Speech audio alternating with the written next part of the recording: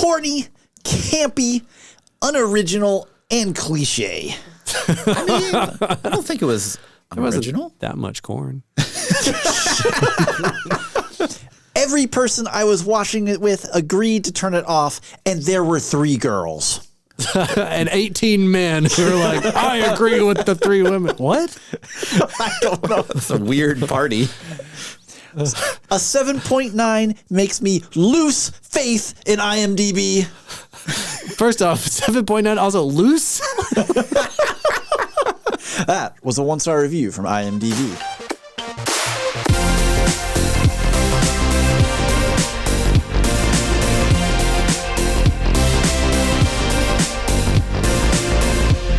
Hello, everyone, and welcome to another episode of Spoilers Intended. We are a podcast about series and films. I'm Steven, joined as always by Andrew. Hello. And Ryan. I'm here for Charlie Cox action, and I got some in this movie.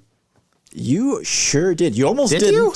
Yeah, he was Daredevil. He was the main character, Tristan Thorne. Oh, really? Charlie Cox, yeah. Yes. Oh, Charlie. I'm thinking Charlie Day. Excuse me. Oh, no. Now that is a twist casting that would make this movie wild. Yeah, I was like, Oh, wait, man. what? Okay, Charlie Cox, yeah. Ignore me. That would be incredible if Charlie Day was in it.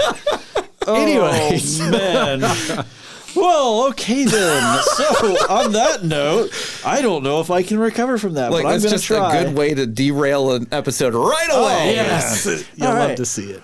So this week we're talking about 2007's Stardust, directed by Matthew Vaughn, Yeah. known for the Kingsman series, as well as Kick-Ass, X-Men First Class, Yep. and Layer Cake. That's not a curse word. That's actually a proper noun. First Class is title. not a curse word. It's also No, kick I ass. know. it's also a really good curse word. Music by, I'm going to mispronounce his name, Give it a Ilan shot. Eshkeri. Try one more time. Ilan Eshkeri. Once more for good. No, we're good. Okay. Anyways, also worked with Matthew Vaughn on Layer Cake and Kick-Ass, and has honestly a lot of TV credits as well. He's got a pretty hefty filmography, discography. I don't know what you would call it. Probably filmography. Probably. Yeah. So this film stars, oh boy, Charlie Cox, Claire Danes, Ian McKellen, Mark Strong, Michelle Pfeiffer, Robert De Niro, Ricky Gervais, Henry Cavill, Mark Williams, Sienna Miller, and Peter O'Toole. It's a lot of people. Yeah. A lot of like big names that are big names now. There are a lot of, Mark Williams is maybe at his peak when this is made. Which character does he play? Well, he's the goat turned human. He's Father Weasley. Yeah. So this is written by Jane Goldman, Matthew Vaughn, and Neil Gaiman. So this is adapted from the story book of the same name by Oh, Neil okay. Gaiman. I actually didn't know if there was a book to this or There not. is a book, and it is quite different from the movie. So you have Pretty standard. people My who wife are has read the pretty book. She likes it a upset. lot. Yeah. Yeah.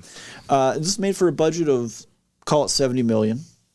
And brought in, their estimates between 65 and 70. Oh, okay. I was like, are you just guessing? I just throwing it out. Let me just eyeball it. This is an CGI, 07. I'd say let's just call it 70 million. Best I can do. Worldwide box office of 137 million. So Okay. it almost made its money back. Not a complete failure, but not a particularly whelming success. Counting marketing, it may have lost a little bit of money. Yeah, they had DVD sales back then, so they made a little bit back And there, then but- then you have like the birth of streaming and that kind of stuff with Netflix in a couple years, and Yeah. that definitely probably helped. It does. It always does. Yeah. All right, well, let's get into a synopsis. So, in a countryside town bordering on a magical land, a young man makes a promise to his beloved that he'll retrieve a fallen star by venturing into the magical realm. Yep, that's the film. Basic, but yeah, that's Gave you the first 25 minutes of the film right there. Yeah, about 25 Roughly, minutes. yeah. Didn't give much away. Yeah. It didn't. Which is appreciated. It does take a little bit to get going, though. It does take it a little while. I'd almost say it takes almost like 45 minutes to an hour to really get into what the film is about. It takes a bit to really. There's a lot of Yeah. exposition at the start and Yeah. kind of like setting the scene.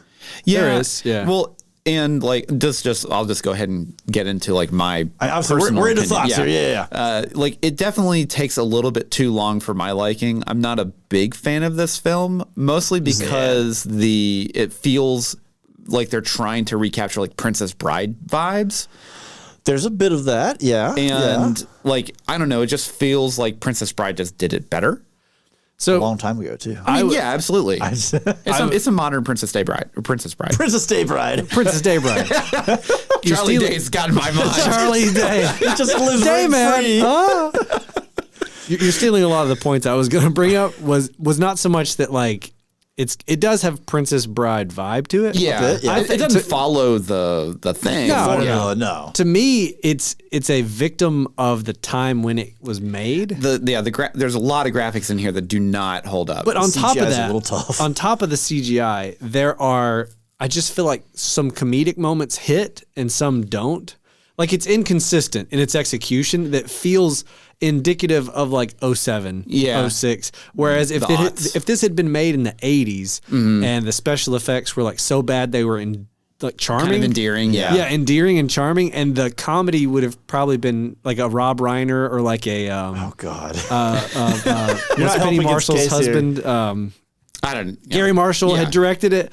Like I feel like a lot of the marriage, type Yeah. like humor would have been dialed up. Which I've never read the original story from Neil Gaiman, so I don't know if that would be too far from it or what. But I get what you're saying that like there are some vibes. Have you read the book? I have not. I've read a synopsis of it. Yeah. I've meant to read it. Yeah. It's different. I just feel like there's moments in this movie that are funny, and there's things that work. Yeah. There and then are there's some moments that hit pretty well. yeah. Oh, absolutely. And there's Like, other parts that just feel like it doesn't quite go far enough or it doesn't hit quite right. And it feels just inconsistent. But I liked it overall. yeah. Yeah. Well, I mean, like, and Steven can talk here in just a second because I know this is can one I? of your favorite films, and I I don't do want enjoy this film quite a bit. I don't yeah. want to just like be No. down on it.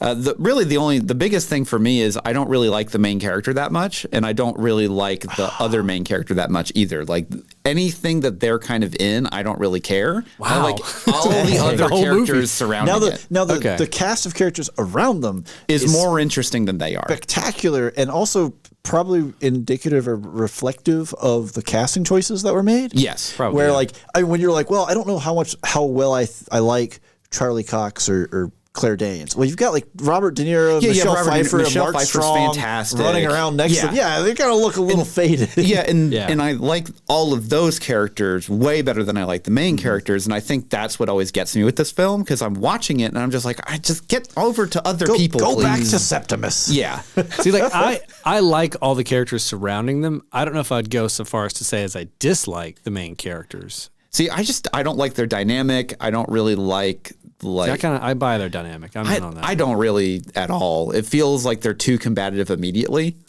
They are a little bit, but I It feel feels like a little forced for like the first half of the film, and then towards the end, like obviously they get a little bit more endearing towards each other. But like for the first half, I'm just like, man, why are you guys here? You got a solid montage in there to help ease that along yeah. a little. Yeah. my Anyways, thing is like De Niro feels miscast to me. I didn't really care for De Niro's performance.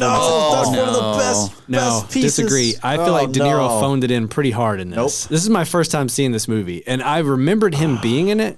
And when I saw it, I was like, I think he's one of my favorite parts of the film. It's unfortunate got one because of the it's not best parts of the film, period.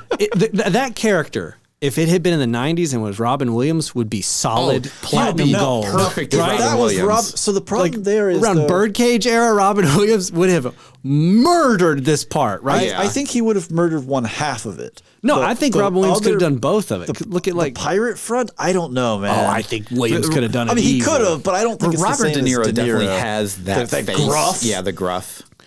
Yeah, but I don't know. Like for me, a lot of I love Robert De Niro. I love Bobby D. Come on, I've seen him in so many movies. Like I really do. And it's not that he can only be in serious movies. Yeah, I've yeah. seen him in other comedies where he's funny. It's just something. Meet the Parents. Something about this movie felt. Yeah, that one for sure. I mean, it's a fantastic movie. Yeah, it felt a little tame for him. Yeah. in that like. It's like they couldn't go hard enough into the comedic parts to really get like. we can get into that in some Okay. trivia. Yeah. That's going to come up. That and related elements. There were some Yeah. sacrifices made to keep this film not going into our territory. Right. Essentially. And so, yeah, I feel like if you're going to keep it in the PG-13 realm, you needed somebody other than Robert De Niro. Like Robin Williams would have been perfect. Yeah. I think he would have. He would have killed it. He would have killed absolutely, it in the PG-13 box. You know, he would have stayed. Yeah. Yeah. Anyway, sorry. So I do think it's a valid complaint, right? In what is essentially a love story. It is. To say, well, the two leads are maybe the weakest and maybe don't have the best The chemistry. Yeah.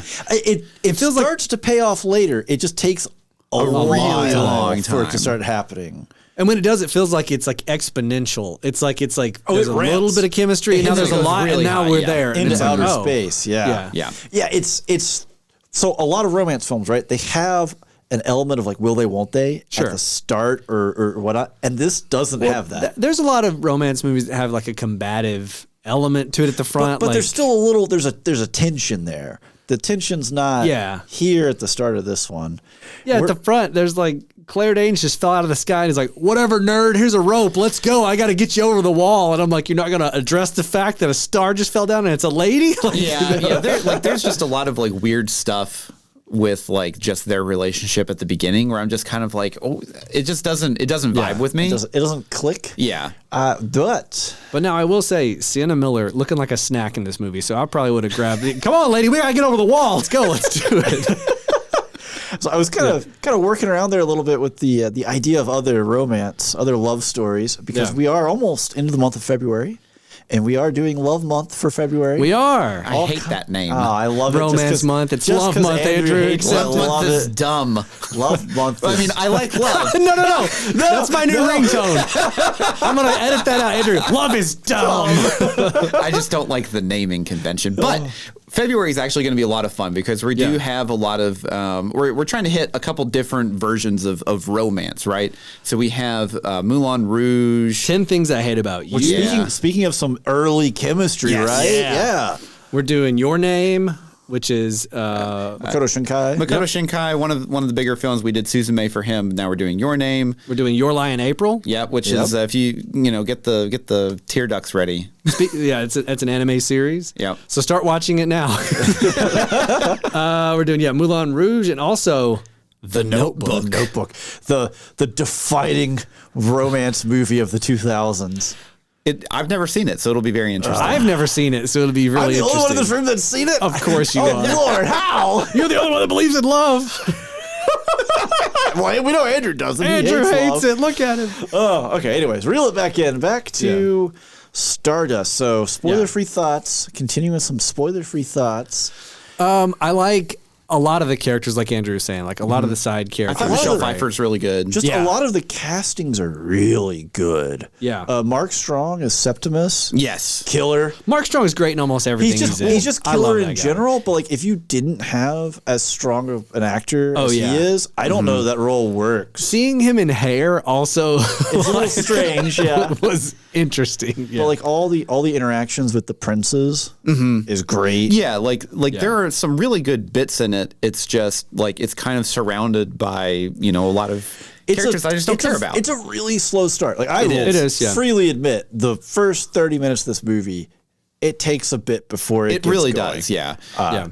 And I really don't. I hate whenever I look at my watch and I'm just like, man, we're only like 20 minutes into this. Yeah. Yeah. I think for me, more than the slow start, which I can handle the slow start, but I agree. There's definitely some stuff at the front that could have been cut or sped up a little bit to get into it a little quicker. I think they felt like they had to establish all of the precepts of the world and get everything in, and then also have his father's backstory. Like all this stuff has to be set up, and then Right. you can actually start moving forward. Yeah. But I feel like the thing with the father, like we didn't need a whole scene with the actor's name is Ben Barnes, who played the young Dunstan Thorne, also from Daredevil and Punisher. Way to go, Ben Barnes. Yeah, like we didn't need the whole setup with him. You could have had a quick musical montage of him like hopping the wall. He meets the girl. You could have cut to gotten baby. the first pieces quick. Yeah. That could have been way sped up. And him going to like having like 3 or 4 things with Sienna Miller where he's like pecking on the window with the rocks and the shop. Like you could have had just the shop or just one, you know what I mean? Like we didn't need like. Well, I don't know But then because you could have introduced Henry Cavill. Yeah. Yes. I mean, like in his dandy looking, man. top hat. He And, looked, great in that top hat. But like, I guess what I'm saying is like, there's Robert ways De Niro to. thought so too. That was great. Okay, we'll spoil them all after that one. We keep jumping all over the place. Yeah. Yeah. But the point I was trying to get at is that like for me, it's less that the beginning is slow. It's that once we get into it, things feel like the rhythm of the movie feels like it kind of lurches back and forth where like some scenes are really tight and short and I want more, and others go on for a little bit too long. And it feels like there's a rhythm, an editing rhythm that never quite hits its stride. It's settled. Yeah. I will say though, the music for this is really nice. The music is really good. Really good. Music is good. We're gonna get into that again post spoiler. Because there's some good. There's definitely some stuff that feels a little like okay. There's some Lord of the Rings influences. There's some maybe some Pirates influences, but it's like these aren't bad influences. That's not a bad thing, but this is definitely around the time where temp music was very, very big, just because it's digitally available and people could just use it, whenever they're editing their film to try and score it and everything like that and get the right feel for it. So that definitely does show in some of the tracks, but I think honestly the tracks are all really good. Yeah. Yeah, I mean, there's some great usage of even not temp score. I mean, the vaudeville can or the Infernal Gallop or whatever it's actually called shows up in this where they're tied to. That's the name, The Infernal Gallop. right? Isn't that an incredible name?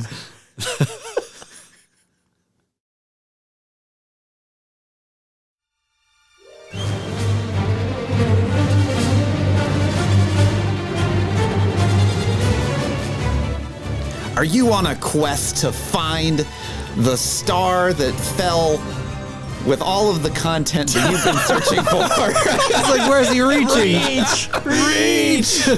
Well, we have spoilersintendedpodcast.com. You can go there with all of our episodes that we've come out with, all of the bonus content that you can access through Patreon and other, websites. Links to all of our stuff. Yeah, links to all the stuff. Stuff like Discord. Yeah, like on our Discord where we have discussions about some of the episodes we do, some of our Patreon bonus episodes. We also talk about our pets. We talk about what we're cooking. We talk about what we're watching, what we're playing. It's a fun time. It's Breathe, the best sir. hang on the internet, bar none. Come join the Discord. Also, next month, again, Love Month, guys. Love Month. Andrew loves to say it. He loves the Love Month. For the love month. We're getting real up close and personal with a lot of romantic say that. movies. Oh, yeah, Andrew. Get ready for Love Hey, we Month. get to look at Dream both Ewan McGregor. I'm there. Hey, Heath Ledger and 10 Things I Love About You. Come on. Hate about you. Hate about 10 you. things I What, hate yeah. about you. I was thinking of Heath Ledger. I couldn't say anything but love. We also have links to our socials. We're on Facebook. We're on Instagram. Hop on there. Check us out. Every week we've got posts about all kinds of different things. Hit us up. Leave us a comment. Just lost.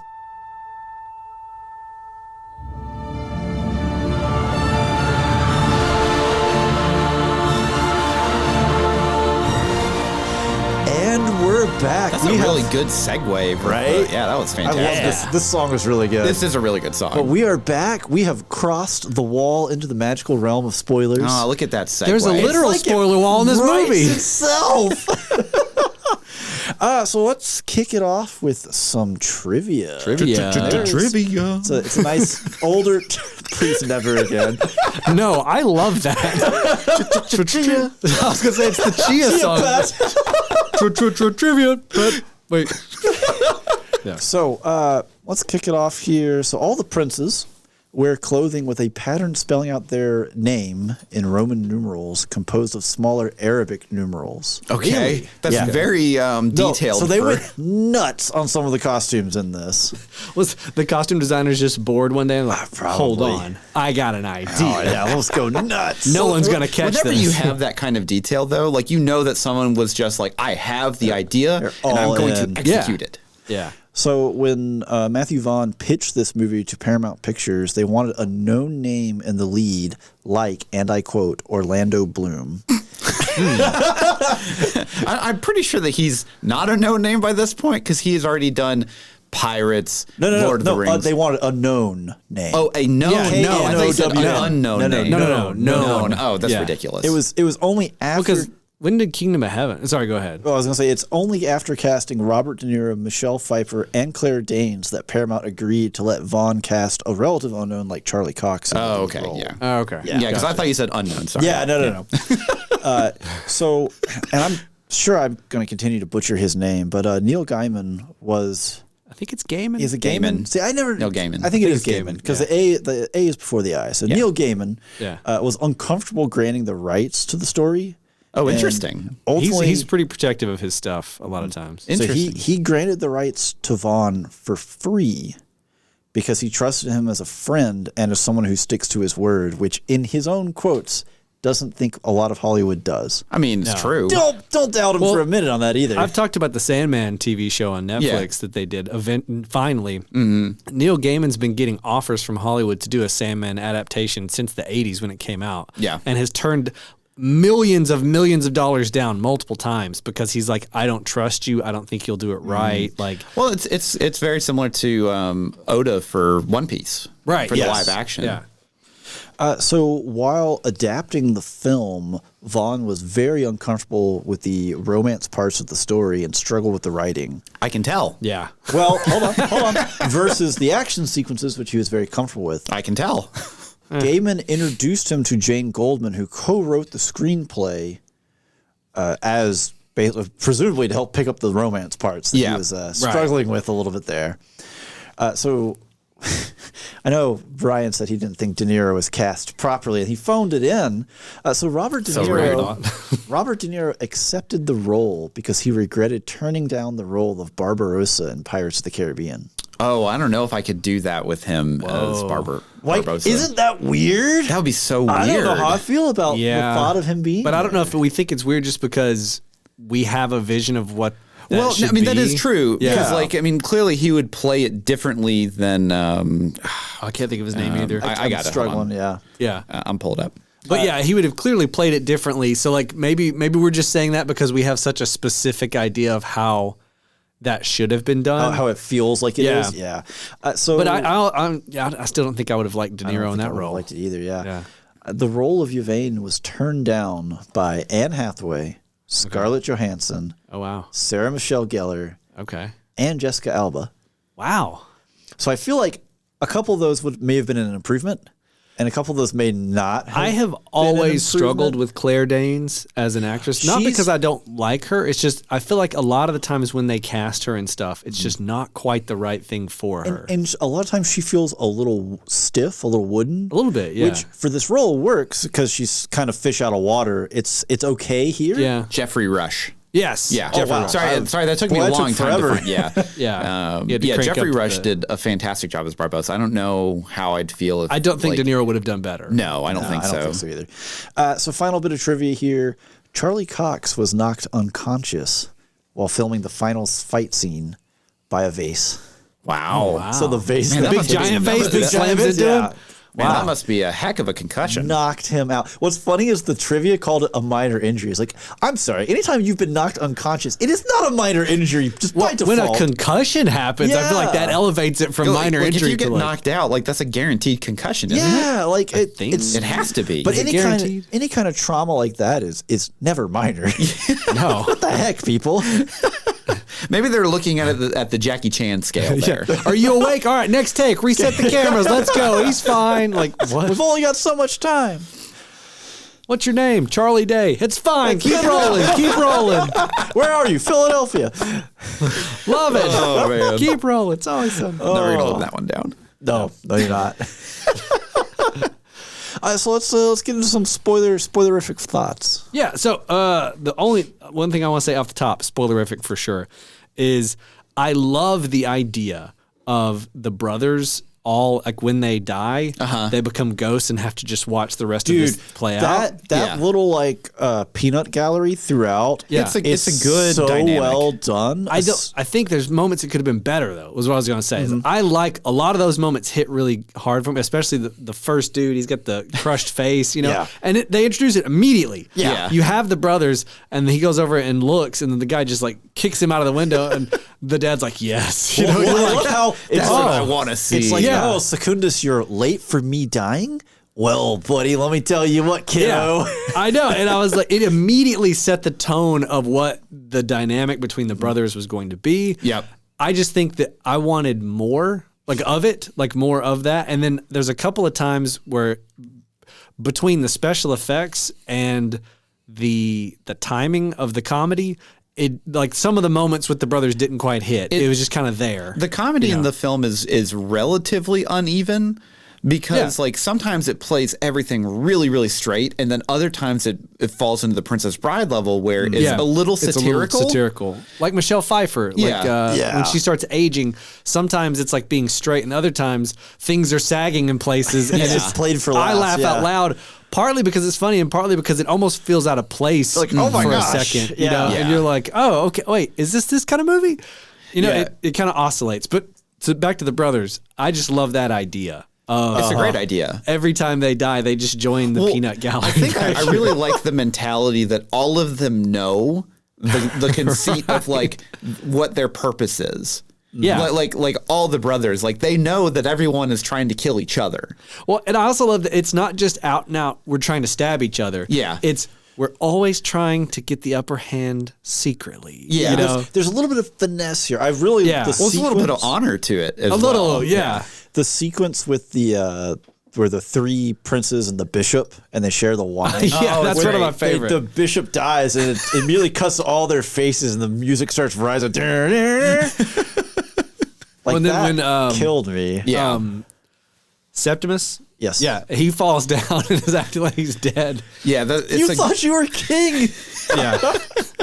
Yeah, there's some really good bits in there. And then I also like how Septimus, whenever he goes to the shore, and then that sequence is good. inquisits the Inquisitor or the seer or whatever. Soothsayer, Yeah. He throws the rocks up. Yeah. Has excessive begging ever caused me to spare the life of someone who has betrayed me? No. Throw them higher. This time, cast them up. Yeah, that whole sequence, just kind of establishing him. I mean, we already kind of know what he's about. Yeah. But up to that point, we're not sure that he's has fun with it. But is it or if he's ruthless, competent, cruel, crafty? Yeah. But no, the bit where he's like, "You killed the bishop." No, brother, I think you'll find that you killed the bishop by drinking out of the wrong cup. You stay here and wrestle with that moral quandary, and I'm going to go become king. But yeah, I like I said at the beginning, pre-spoilers is that honestly my biggest issue was Claire Danes is kind of a hit or miss with me a lot of times, and just her their chemistry just never really hits it off with me, just because she's so crass and she's so rude. And it's not that I want her to be nice, because I'm it's really more that they just don't have that dynamic yet. Interesting. To have that Andrew, kind of back and forth. This is not the approach I expected. Andrew is mad about the dynamic because the lady who got knocked out of the sky fell on the ground, then had a magical flying moron run her over, twist her ankle, and then enslave her is, and I quote, rude and crass to this person. I feel like that's a really accurate characterization. I feel like that's pretty good. Yeah. Well, when you I was waiting to see where you were going to go with this. So I was like, okay. I'll also say too, how dare she? Well, How could she? well, now it just makes me feel really bad. No. I think what you're trying to get at, and I agree to a point, that it's less what the character is doing, it's the way Claire Danes is playing it. A little bit, yeah. She doesn't do it in a there's a way to be upset that's endearing, and makes the audience on their side. She's you just, know what I mean? she's just mad. Yeah, she's just kind of mad about it. We haven't, I guess that's the other thing, is you don't get a moment to understand what she's like before she's mad. I think that's maybe the issue Your there first is that you impression don't. is she's just pissed. Because you don't really get to see anything obviously before that, because she's just a star at that point. So you don't really have anything to base it off of. So then that is the basis that she becomes. And then you go from there. And then you go from there. But I will say that looking at the overall arc of both Tristan and Yvain, their characters grow quite a bit in the story. Well, and like I said, as the in a week. as the film goes on and their story progressive, like they do get better, and I do like their dynamic towards the end of the film. It just takes a really long time to get there. It takes a while to flip. Pretty much until the montage they on the have ship. to be on the ship. Yeah. I don't even think it's the montage. It's when they're tied up in the hold. Yeah, and they have the heart to They heart. kind of a quiet, introspective moment talking to when each she's other. asking us, so what's great about Victoria? And he can't say anything. Yeah, I love that. Sienna Miller? I don't know. Do you know what Sienna Miller looks like? But like the whole thing too with Victoria at the front though is like, and that's another thing that like, I speaking of like the character arc that Tristan goes on, like you're at that front and she's, stringing him along of like, well, if you were to get a star for me, and he's like, okay, I'll do it, guy. Like, stop. Henry Cavill's over there. How are you supposed to compete with this? Yeah, like, come on, dude. But then, like, when he gets his glow up in the middle, you're like, I don't know, man. Tristan's looking pretty good. He's got the hair with, like, the white, kind of suit. The hair, I did laugh out loud when that The hair scene thing happened. is so good. He's like cutting, because his hair before was so doofy. Like, that weird part in the middle, the spriggets that were sticking up were terrible. Because when it started, I was like, Charlie Cox, my guy, like, what'd they do to your hair? They made him look like the town idiot, And then, like, when he gets the long hair, it's like, oh, wow, what a glow up. And he's got the suit. Yeah. Yeah. Well, so this scene is also funny just because De Niro is telling him, when I'm finished, even your own mother won't recognize you. It's like, the whole point of the story is he's never met his mother. That's when he the joke, does meet his mother, she immediately recognizes him. This is how you should have looked. That's how I pictured you. This is exactly, my son's a big, strong, strapping boy. Right, not that doofus from the front of the movie. I wish we'd have got a little more with Henry Cavill. Well, I think that's because I like Henry Cavill, though. Yeah, I think that's just because. Yeah, he wasn't a big name at the time. No, he's just there. 300 had come out by then? No. He was in 300? Yeah. Oh. Yeah. Is he just like just a dude in 300? He's one of the guys. He's not like a main He's one of the character. guys. He's just a dude. He has some lines, though. He can work out. I mean, yeah, of course. Like, he's built like a truck. Built like Not a as truck much with, back then, but yes. Well, yeah, built like a truck with abs. What is he, Optimus Prime? If only. That's his next role. But yeah, I mean, there's a lot of good in the film. The music is good. Music is fantastic. Like that, I think, is one of the things that really sticks with me. And I know Andrew and I are on the same page of like, hey, like you want to sell me an emotional moment, play some good music. But like which this is going back to whole like watching the Lord of the Rings when they have any of these flying shots. I'm like, man, that must have been expensive with the helicopter. Yeah, so there's like 2 or 3 shots. Whenever, Sorry, Henry Cavill was not in 300. He was in The Immortals, which came out right after. That's what it is. That's I was what like, yeah. Anyways, sorry. Continue. But yeah, there's like 2 or 3 sweeping shots, kind of like at the beginning, middle part of the film, where I'm just like, man. Drone technology has just gotten so far now. It would have been dropped cheap. all the budget. Like Lord of the Rings, $10. I don't know about that, but it'd be a lot more. Yeah, it would have been a lot less. Not $10. A lot cheaper, but I don't know what you're talking Maybe about. about $350. See, the problem with the Lord of the Rings, though, is they probably used a helicopter to get them into those remote They did, yeah. locations. They did, and so they Sean still Bean need a refused chopper to to get ride them. just them. climbed up a mountain He because he refused didn't to want ride it. Yeah. That's how they get you. He kept saying, and they're like, "What do you mean?" No, so what I'm saying is they would still have to pay for the choppers. So Yeah, you're not really all the shots of them like climbing up the mountain. That's just them going to set, and they like Yeah. Peter Jackson's like, I got the camera. Yeah. He's putting gas in the helicopter. What are you doing, Peter? I got to get the shot. Take her up. But yeah, like the music. So Septimus. It's just called Septimus. I want to call it Septimus' theme because it feels like it is his. Ryan, play that beautiful I'm bean looking footage. it up. Roll right now. that beautiful bean footage. Get it right, Andrew. Jeez. Man, it's been a long time since I've seen that Bush's commercial. baked bean commercial. How dare you? dare. It should play rent free in your mind all day. Maybe Bow it to does. commercialism. Wrong, incorrect.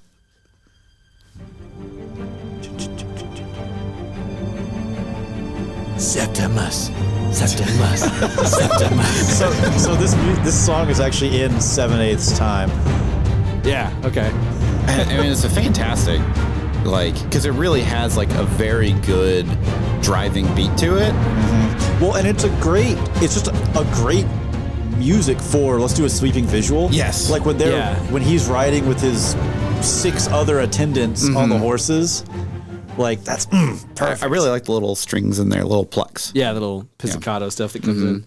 But they also used, I mentioned it before the break, the vaudeville can for the fight between the pirates. And it's great. Yeah. Which that I love whenever classical music gets inserted into stuff correctly. Well, especially when they're timing the beats to the clashes of the swords. Yeah, so that's another thing that I was actually going to mention that I really liked about just the sound design is they really learned, I'll say from Pirates of the Caribbean, to where they use good audio.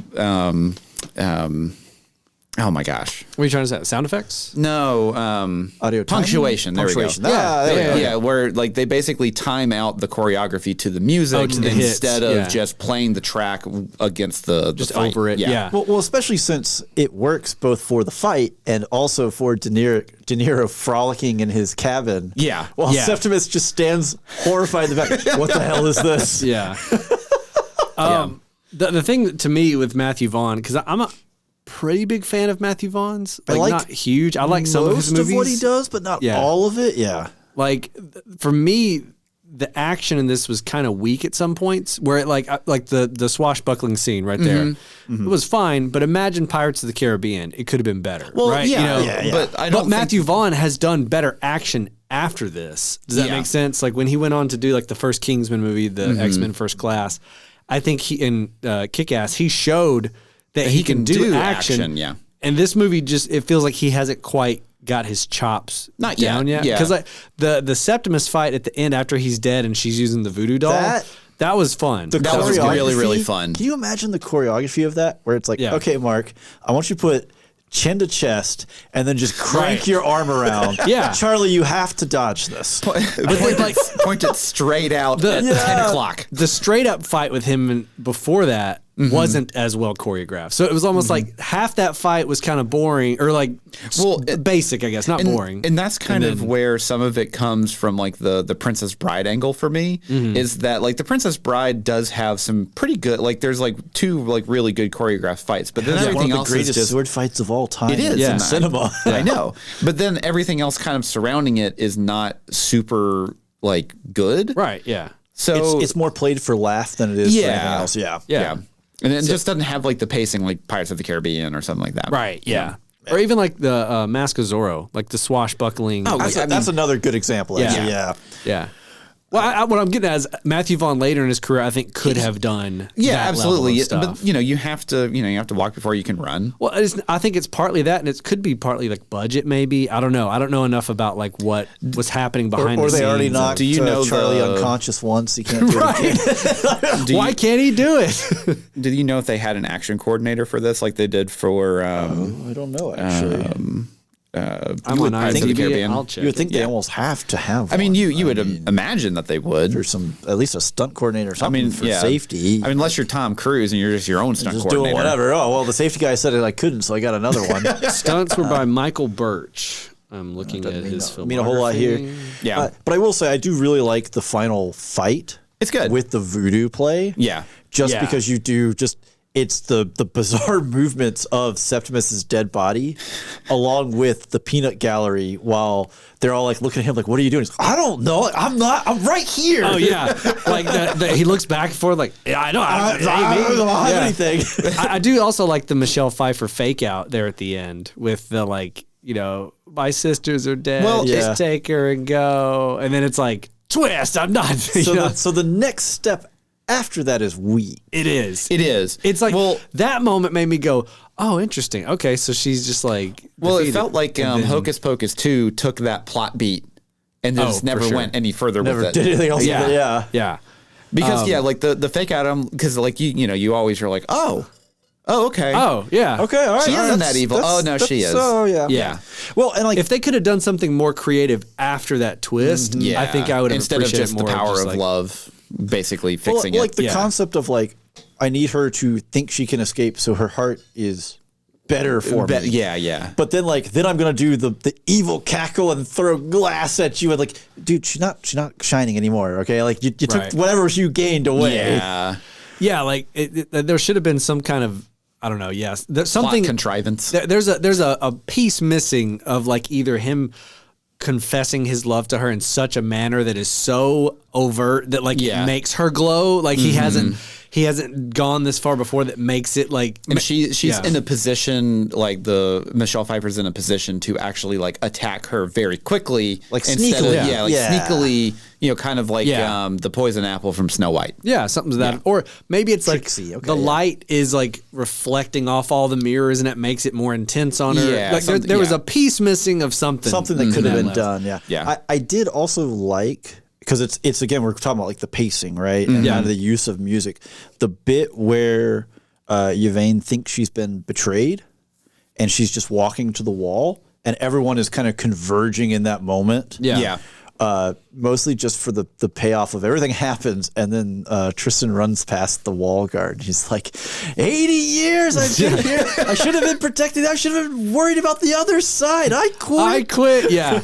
I thought that was, I liked that old dude a lot. Like his first interaction. Everything about the wall guard is great. And then when he's doing like backflips over it to stop him, I'm like, whoa, this guy got ready over the past like 20 years. Tristan, he's 90 years old. Well, that means he's had a lot of time to practice, doesn't it? Right. And then him quitting his arc, that 3 scenes with him were like great. Yeah. I always threaten Lauren that I can grow a beard like that. Oh gosh.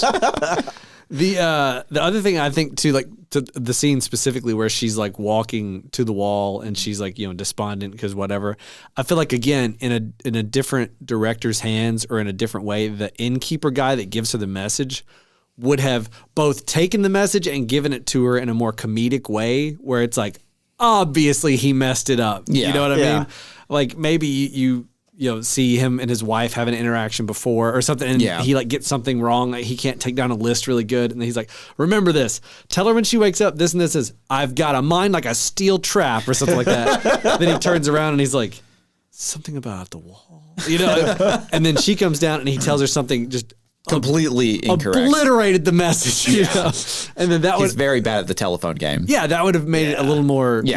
But I do like your point of when they all converge. Also, speaking of when all those characters come together, I want to give out a shout out to Melanie Hill, who plays Ditchwater Sal, the redheaded stepchild of the witches. Yeah, Ditchwater Sal. What a name, man!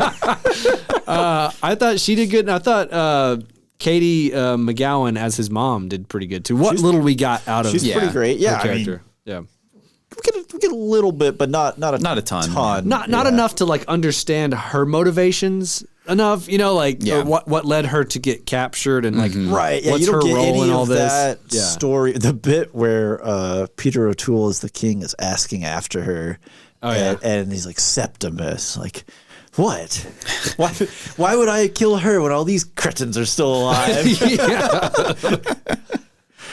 But yeah, I mean, like Andrew mentioned earlier, this is one of my favorite films. This is a comfort food movie for me that I can just kind of put on whenever. Partly just because the music's really good and it can just roll. And then there's a couple of beats that I would definitely want to watch. Yeah. It's got some weak moments. It's got some fun. I feel like fun. I think him going back to the town with Victoria when he like bends her down. It's like, I think you want to get over yourself and grow up, and just drops her. Yeah. The part to me while he's happening, I'm like, why does he even need to cut it off with her? Just stay on the other side of the wall. Yeah. But the other, you need to have closure. The other salt is when he invites her to the wedding in this forbidden land. And I'm like, you mean to tell me king of? He went so far as to be like, petty. I want Victoria here. And then you have the Scott Pilgrim moment almost where, like Wallace steals the boyfriend of like Robert De Niro winking at Henry Cavill. And he's like winking back. And you're like, wow. Just destroyed this whole girl's thing. Victoria's donezo. Just ruined her life. I liked a lot more than I disliked. This was a very fun movie. As much as I've complained and nitpicked about it, I think all those complaints come from a place of like, I want it to be better because I'm only seeing this now. I didn't catch it when it first came out. You never saw this before? No, this is my first time. Okay, wow. Yeah, sorry. This is my first time watching it. So for me, someone who has an affinity and grew up watching Princess Bride and Robin Hood Men in Tights. Story. There's not a lot of comedy in that, but like it's not a very funny film, honestly. The Hook. There's Hook is a good movies one, that like come out before this that were kind of in the late 80s, early 90s had this kind of vibe to it. To see it executed in 07 feels very 07, like not just the special effects. It's also in the pacing and what they thought would have been. Okay, let's do it this way here, do it this way here. I feel like it could be tightened up. It could be, the action could be kicked up and the comedy could be tightened up. It's just inconsistent. But overall, a lot of fun. I would definitely like rewatch it. I would have no problem like throwing this back on. Yeah. Yep. And it is interesting too, not to get into like book spoilers, but like it's pretty different from the book. For as much as Neil Gaiman is involved in the production of this film, right, it's really different from the There's book. probably a lot that has to be different just to fit it into a movie, because Gaiman typically has like really long books, or they at least go in a lot of different weird places. And so from the little Neil Gaiman that I've read, this didn't feel a lot like a Neil Gaiman book. And I haven't read this book, so I can't speak to like how the tone and the matching of that. But like it definitely, I feel like to Gaimanize it a little more would have added some more weirdness to it. Yeah. And maybe also put a little more strain on the budget. Probably. Oh, for sure. That's why most of his stuff I feel like works better as a series. Because like books just generally to me adapt better to series. Yeah, they just do Unless better. it's a thin book and then you make it into 3 movies. Looking at you, Hobbit.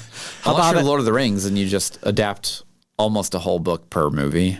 Almost. Almost. Okay, well, we're kind of winding down here. So, final bit. Ryan's already recommended, I think. Yeah, I would recommend it if you like this genre of He's film. definitely said he's going to rewatch it. I'll definitely watch it, yeah. Andrew? Rewatching, I'd probably throw it on like if, we were all just hanging out and it wanted to be on. I probably wouldn't sit down and rewatch it again. But that's not really because I dislike the movie. I mean, like, it's fine. But I'd definitely recommend it for people that just like fantasy stuff, especially people that enjoy Princess Bride and, Robin Hood Men in Tights, that kind of stuff. This sits Well, it's in definitely that very genre. different than the Mel Brooks it is. Men in Yeah. Tights. It's not bringing like up Mel straight comedy. Brooks. It's not straight comedy, but like not. it definitely still has that kind of heart to it. To a degree, Yeah. Yeah, I mean, from my perspective, I've rewatched this a lot. Yeah. I'm gonna rewatch it again. I do think if you are kind of in that genre, like The Princess Bride, you want something with some comedy that's got some heart and a little whimsy. This is a pretty good fit, and it did fly under a lot of people's radars. Yeah. So it's certainly something that if you missed it, it's worth a watch. Yeah, for sure. Well, I feel like, especially in like 07, I feel like I don't remember there being a ton of buzz around this. It was barely marketed. like I think. it wasn't really marketed, and I don't feel like, at least not a lot of my that's friends because went I to don't see think it. they knew how to market it. And it's the same problem that Princess Bride ran into. They didn't know how to market it. Yeah. Well, also like even in 2007, as much as like nerd culture has gained popularity, It was still not very cool back then. an author like Neil Gaiman still didn't command that kind of cachet that he does now with like Sandman or several of his American Gods. Yeah. Well, and Some of his another other thing is series. like in 07, not just to speak about the special effects, but you think about the way things were marketed in 07, there was a very specific, like, this does not fall into the easy categories doesn't. that marketers in 07 liked to go for, so. All right. Well, it does sound like we are winding down, but before we let you go, we got to promote the Patreon. Yes, for $1, Andrew, I beat you to it. You can get access to all of our bonus content, which includes commentaries, bonus episodes. We do Patreon picks polls over there where you get to vote on stuff that we're going to cover, and the patrons get early access to it before it hits the main feed. Some of our bonus episodes are wild. We do a chip tier list. We did one where we decided if we could fight presidents based just off their portraits. We've got a comfort food movies episode where we talk about the movies we go to. Stardust is one of mine. Yep. But there's a whole bunch of other recommendations in there as well. That's actually one of my favorite bonus episodes that we've done. Yeah, That's a good one. When you get to talk about 20,000 Leagues 20,000 Under the Sea. Leagues. I love that movie so And we got a much. lot more coming up, and it is the most direct way you can help the podcast. It benefits us. We love all of our patrons. Thank you so much. Indeed, indeed. Well, until next time, follow us on socials, leave us a review wherever you're listening now, and share us with a friend. Until next time. I'm doing it again. I almost forgot. No, I didn't almost forget. I just had to say it twice. I'm Steven. I'm Andrew. And I'm Ryan. And every spoiler was intended.